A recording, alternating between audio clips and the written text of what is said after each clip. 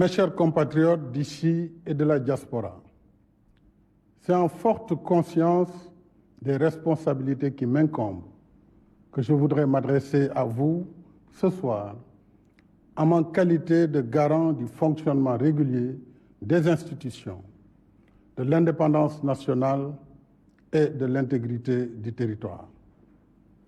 Pour beaucoup d'entre nous, nous venons de célébrer la fête de la Tabaski, cette fête de la foi, de la solidarité et de la convivialité en compagnie de ceux et celles que nous aimons et qui emplissent nos vies de bonheur, d'espoir et d'amitié.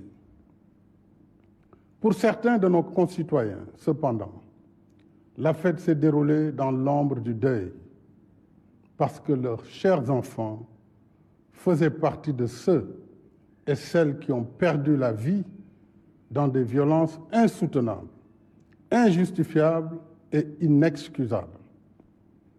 Des violences qui ont mis à l'épreuve notre cohésion sociale et notre longue et enviable tradition de paix et de stabilité en Afrique.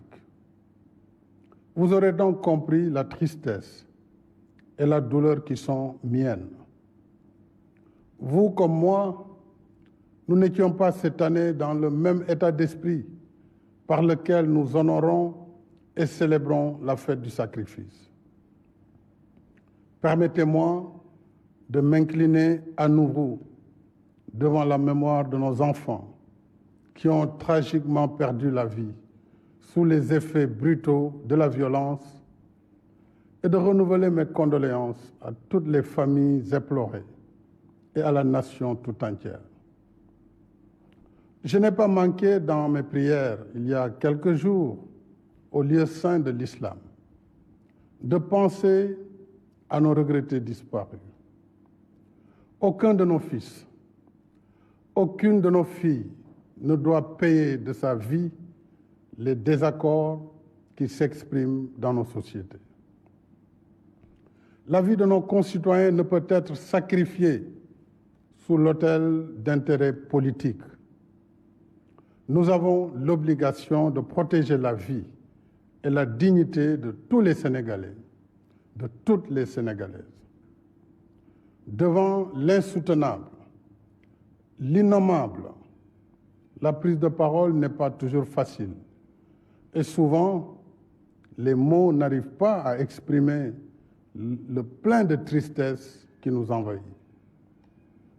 Nous avons vécu des événements particulièrement graves, marqués par une violence sans précédent, occasionnant des morts et des blessés, ainsi que la destruction massive de biens publics et privés. Les scènes de violence et de pillage auxquelles nous avons assisté et leur coïncidence avec une cyberattaque contre les sites stratégiques du gouvernement et des services vitaux tels que l'eau et l'électricité n'ont rien à voir avec une quelconque manifestation politique. Rien, ni aucune revendication ne saurait justifier qu'on tue, qu'on diffuse des messages de haine et de violence dans les réseaux sociaux, qu'on saccage et brûle des biens publics et privés, y compris des moyens de transport, des commerces, des lieux de culte, des domiciles, des consulats, des ambulances, même un corbillard, des universités et des écoles, comme pour éteindre la lumière du savoir, réduire au silence notre élite et notre relève scientifique et intellectuelle, et plonger notre pays dans les ténèbres de l'obscurantisme. L'objectif funeste des instigateurs, auteurs et complices de cette violence inouïe était clair: semer la terreur, mettre notre pays à l'arrêt et le déstabiliser. C'est un véritable crime organisé contre la nation sénégalaise, contre l'État, contre la République et ses institutions.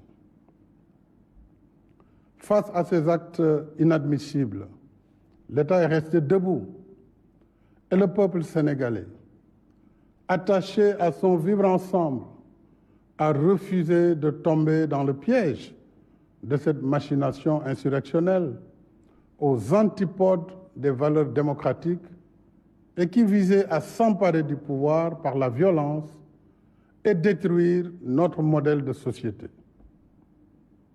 Je renouvelle mon soutien et mon entière confiance à nos forces de défense et de sécurité, dont la retenue, le professionnalisme et le sang-froid ont permis d'éviter un bilan plus lourd. Je redis avec fermeté que les auteurs, les commanditaires, les complices répondront de leurs actes inqualifiables devant la justice. En attendant, les enquêtes se poursuivent. Nous ferons toute la lumière sur ces événements et sur les forces occultes qui veulent ébranler notre pays. Pour ma part, j'affirme ici que je ne transigerai pas avec des fossoyeurs de la nation, de l'État, de la République. Ce serait trahir mon serment constitutionnel. J'exprime encore ma profonde compassion et ma solidarité aux victimes de ces actes criminels qui ont perdu leurs biens, fruits d'années d'investissement, de labeur et d'efforts quotidiens. Je pense également à toutes celles et tous ceux plongés aujourd'hui dans la détresse parce que leurs emplois sont perdus ou menacés. C'est le Sénégal qui se lève tôt, qui travaille dur toute la journée et qui se couche tard, qui est ainsi atteint. J'invite fortement les parents et les familles à plus de vigilance. Je demande solennellement aux citoyens, aux leaders d'opinion, à toutes les forces vives de la nation, politiques et apolitiques, soucieux de la sauvegarde des valeurs démocratiques, de la paix, de la sécurité et de la stabilité de notre pays, de soutenir sans réserve l'action de l'État pour mettre en échec le projet pernicieux de déstabilisation du Sénégal. Quand la paix, la sécurité et la stabilité de la patrie sont à ce point menacées, il n'y a point d'indifférence et de neutralité possible. Au regard de cette situation sans précédent, j'ai demandé au gouvernement de faire un bilan exhaustif des pertes et d'examiner les voies et moyens d'assister les familles des victimes ainsi que les personnes et entités ayant subi des préjudices. Le contexte est difficile. Les inquiétudes, les angoisses sont là. Mais je sais que le peuple sénégalais a les ressources spirituelles, culturelles, traditionnelles, sociales pour transformer ces moments d'épreuve en une chance pour la paix. Ainsi, œuvrer à transformer nos divergences en des occasions de dialogue constructif pour forger le Sénégal que nous voulons. Un Sénégal de respect de la vie humaine, de la justice, de l'égalité et de la paix. Un Sénégal qui se réconcilie avec ses valeurs de dialogue, de concertation qui ont traversé le temps et construit son histoire enviée. L'heure du bilan viendra plus tard, alors que des occasions se présenteront pour vous parler de ce que le Sénégal a été sous ma présidence. Mais aujourd'hui, je voudrais interpeller toute la classe politique, sans exclusive. Notre pays nous demande de regarder ensemble vers l'avenir, afin que nous soyons les bâtisseurs du Sénégal de demain.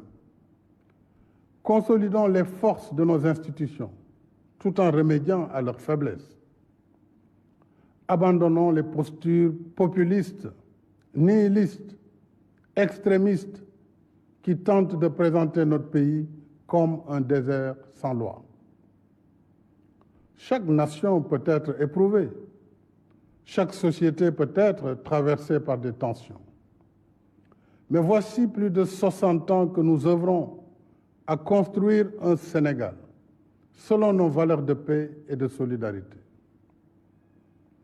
Des jalons ont été posés par mes prédécesseurs.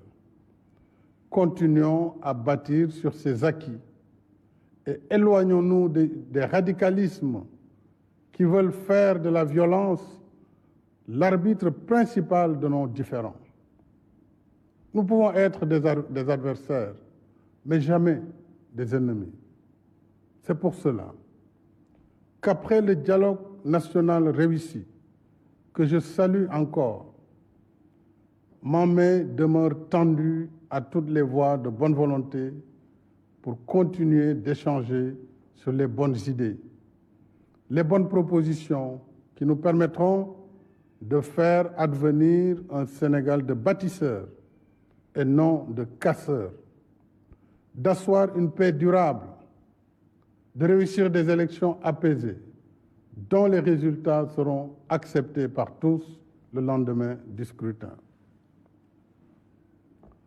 Cette vision de nous-mêmes comme un peuple ancré dans la paix et la stabilité n'est pas une utopie, même si notre histoire politique a rencontré quelques moments de fragilité, de tension. Notre force a été d'avoir toujours su trouver les mots, les paroles, les rencontres pour converser, pour penser ensemble les plaies, guérir ensemble les maux. Et depuis mon investiture à la magistrature suprême, mon gouvernement et moi n'avons ménagé aucun effort pour renforcer l'unité nationale, consolider les acquis de notre démocratie et le respect des droits de l'homme. Nous n'avons cessé de relever les défis liés au développement économique et social. Nous avons un bilan qui amène nos adversaires, même ceux parmi les plus virulents, à reconnaître que nous avons fait progresser le Sénégal. Mais aujourd'hui, ce n'est pas sur le bilan de nos réalisations que je veux surtout m'appesantir. Je veux parler avec vous de notre avenir en tant qu'il est façonné par les dynamiques de notre présent, de nos aspirations les uns à l'égard des autres, de la promesse que chacun peut être pour l'autre dans la construction du Sénégal que nous souhaitons léguer à nos enfants. Je veux donc parler de ce que le Sénégal de demain exige de nous aujourd'hui, nous les contemporains. Je veux évoquer nos responsabilités en tant que communauté de destin. Nous sommes condamnés à une solidarité susceptible de préserver l'unité de notre nation, malgré les tensions et divergences qui peuvent nous opposer. Cette solidarité ne signifie pas une totale convergence des points de vue, une uniformisation des consciences, une domination des uns par les autres. Cette solidarité est celle qui nous empêchera de traduire nos désaccords, nos dissonances dans des violences meurtrières, justement parce que nous aurons su nous abreuver dans les sources démocratiques, morales, spirituelles et culturelles du grand peuple sénégalais. Cette solidarité, mes chers compatriotes, c'est celle qui poussera chaque individu à développer les comportements qui ne menacent pas l'avenir de notre nation. Cette solidarité, enfin, c'est celle qui fera de chacun, de chacune de nous, une digue contre la violence. J'entends bien les aspirations du peuple sénégalais, de sa jeunesse en particulier, de ses attentes légitimes en matière de justice socio-économique, de création d'emplois, de renforcement du système d'éducation et de formation professionnelle, de meilleurs cadres de vie. Je comprends la volonté de notre jeunesse de vouloir vivre une vie qui vaut la peine d'être vécue, ici au Sénégal, et non ailleurs.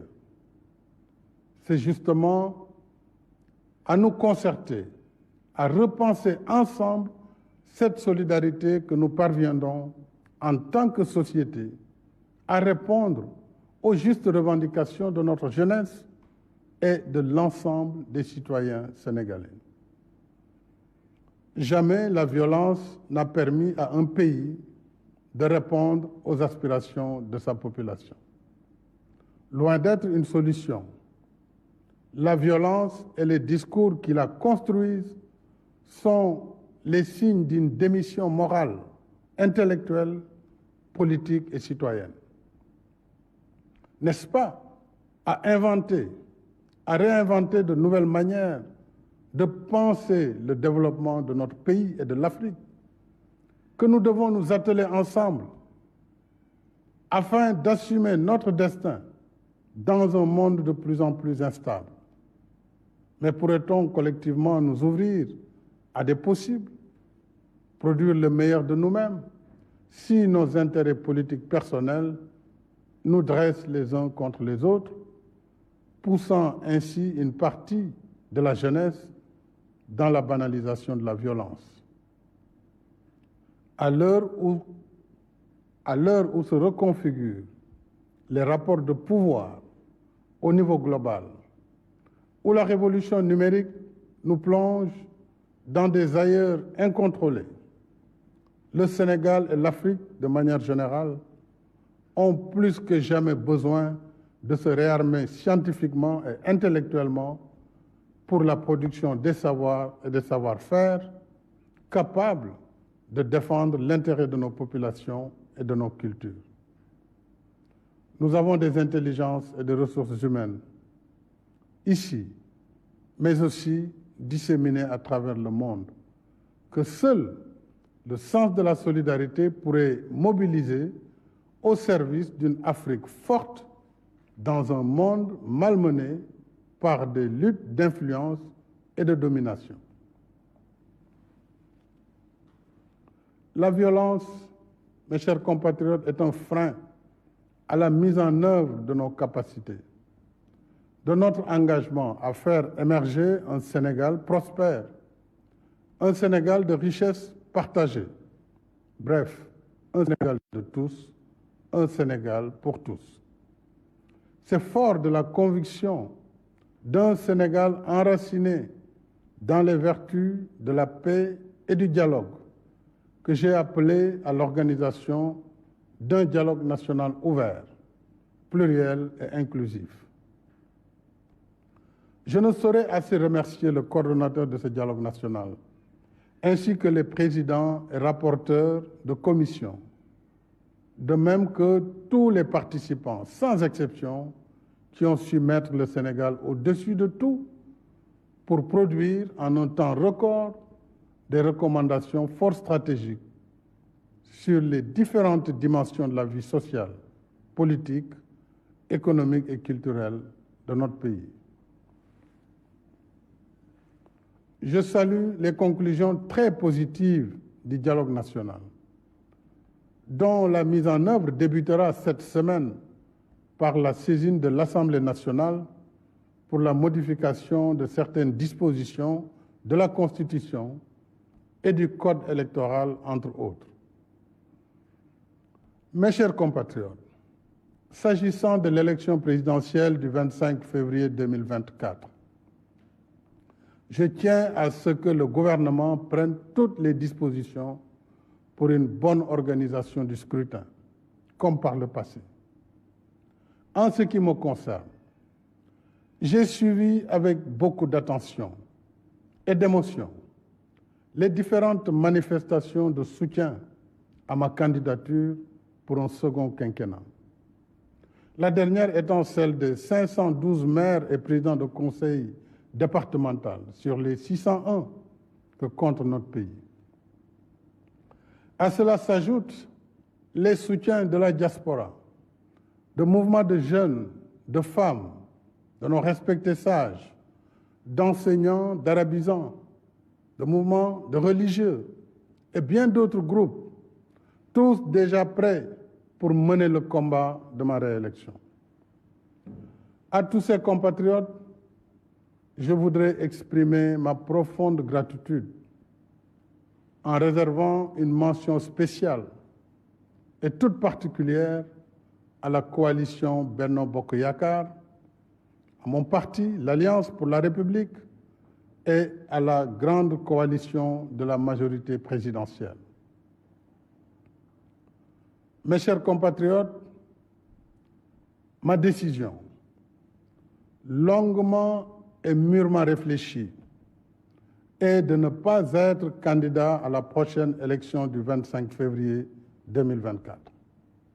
Et cela, même si la Constitution m'en donne le droit. En effet, depuis la révision constitutionnelle de 2016, le débat juridique a été définitivement tranché par la décision du Conseil constitutionnel numéro 1 C-2016 du 12 février 2016. Je sais que cette décision de ne pas être candidat surprendra tous ceux et celles nombreux dont je connais l'admiration, la confiance et la fidélité sincère. Elle surprendra aussi ceux et celles qui souhaitent me voir encore guider la construction du Sénégal, qui trouvent de plus en plus ses marques. Mais le Sénégal dépasse ma personne et il est rempli de leaders également capables de pousser le pays vers l'émergence. On a tant spéculé, commenté sur ma candidature à cette élection.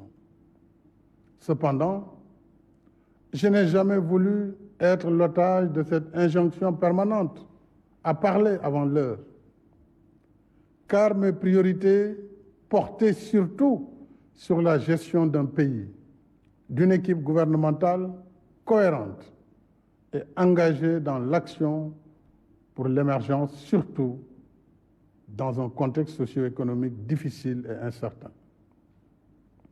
Contrairement donc aux rumeurs qui m'attribuaient une nouvelle ambition présidentielle, je voudrais dire que j'ai une claire conscience et mémoire de ce que j'ai dit, écrit et répété ici et ailleurs. C'est-à-dire que le mandat de 2019 était mon second et dernier mandat. C'est cela que j'avais dit et c'est cela que je réaffirme ce soir. J'ai un profond respect pour les Sénégalais et les Sénégalaises qui m'ont lu et entendu. J'ai un code d'honneur et un sens de la responsabilité historique qui me commande de préserver ma dignité et ma parole. Je rends ici un hommage à mes prédécesseurs, les présidents Léopold Sédar Senghor, Abdou Diouf et Abdoulaye Wade, dont les parcours sont bien sûr différents, mais qui ont contribué chacun à construire l'image de ce Sénégal démocratique qu'il faut perpétuer. Je ne saurais faire moins. Et d'ici la transmission du pouvoir au futur président de la République, Inch'Allah, le 2 avril 2024, j'assumerai avec responsabilité et fermeté toutes les charges qui incombent à ma fonction, en vertu du mandat que vous m'avez confié et en étroite cohérence avec mon serment constitutionnel. Je continuerai de consacrer toutes mes forces à défendre sans faille les institutions constitutionnelles de la République, le respect des décisions de justice, l'intégrité du territoire, la protection des personnes et des biens. Je resterai à vos côtés, à votre écoute et au service de la République et de la nation. Nous avons des réalisations indéniables et un potentiel incroyable. Mais soyons vigilants et conscients des difficultés, des obstacles qui sont réels et de l'activisme des ennemis de l'intérieur et de l'extérieur. L'enjeu essentiel pour moi, c'est que notre cher Sénégal, ce pays que j'ai à cœur, que vous avez à cœur, garde le cap vers l'émergence, dans la voie de l'action, de la paix, de la stabilité, du respect du droit, de l'ordre public, dans l'unité nationale et la cohésion sociale. Cela exige de chacune, de chacun de nous, l'adhésion à notre modèle de société fondé sur la démocratie, la liberté, le respect de nos valeurs socio-culturelles, le respect de ce vivre ensemble qui a su jusqu'ici nous rassembler, le respect de nos religions, de nos confréries et de nos guides religieux. En somme, le respect de notre identité collective sénégalaise, qui est ancrage dans le socle socio-culturel sénégalais et africain, mais aussi ouverture dans la modernité. C'est seulement ainsi que nous pourrons poursuivre ensemble, épaule contre épaule, notre élan commun vers notre destin commun, fidèle à notre devise nationale. Un peuple, un but, une foi. Vive la République et vive le Sénégal. Sénégal.